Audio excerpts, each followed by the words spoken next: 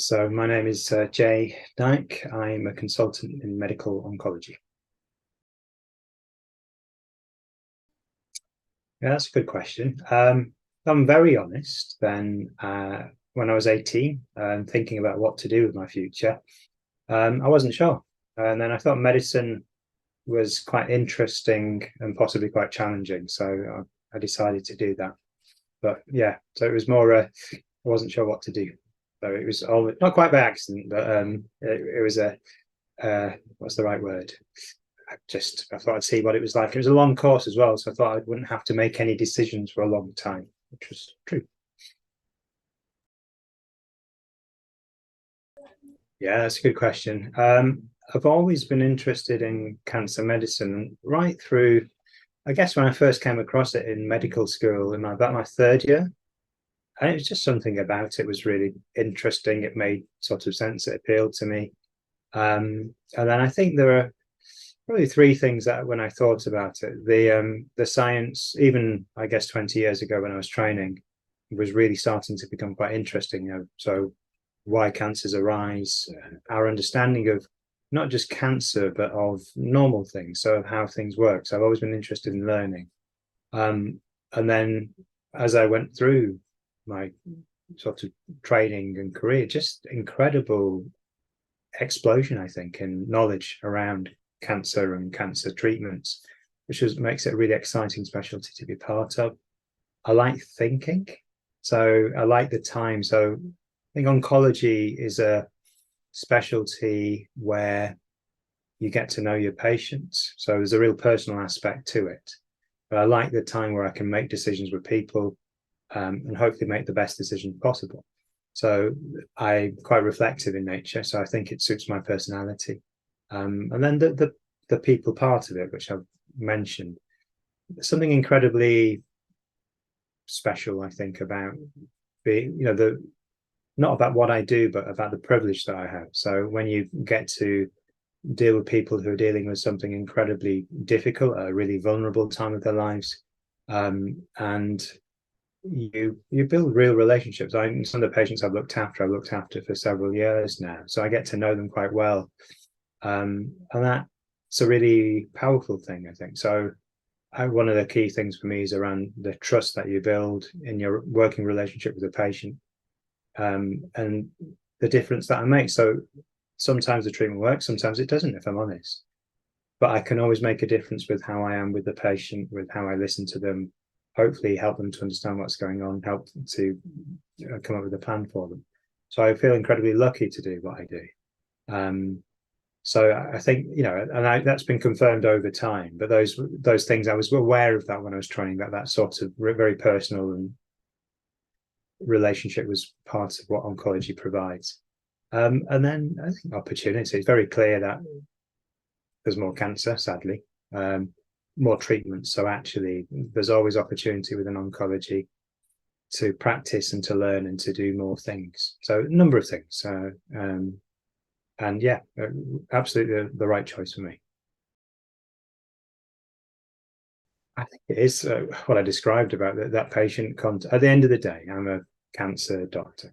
So, of all the things that I do, that one-to-one, that conversation with a patient, that sense of making a difference, is incredibly important to me and incredibly rewarding as well. So I don't think I look for gratitude, but it's quite nice to know that I'm doing a good job. So this isn't about people saying, "Oh, you're amazing, Dr. Naik," although they sometimes do. But actually, it's more about the fact that I feel I've done the right thing for that person in front of me. So you can't put a price on that. So when you think about the things that make life worthwhile, doing something that matters, that makes you feel like you're contributing, to society, that you make a difference on an individual level with the person in front of you. It's incredible. Like I said, it makes me feel incredibly lucky to do what I do.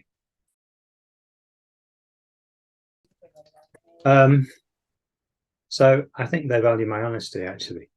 And I say to them, because I think they make incredibly difficult decisions about treatment and about exposing themselves to side effects. they need to really know what that's going to achieve for them. So I think for me, it's incredibly important to be honest with them about what they may or may not get out of treatment. I think I listen to them. I like to think that people feel that they've been heard.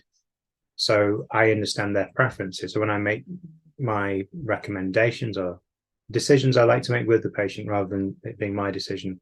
But I can take what I understand about that person and factor that into the decision making about the treatments I have to offer. So often there are fairly standard things that we do, but equally, if I've listened to the patient well, then I'll understand maybe there's a bit of nuance around the things that matter to them, and I can make adjustments for them.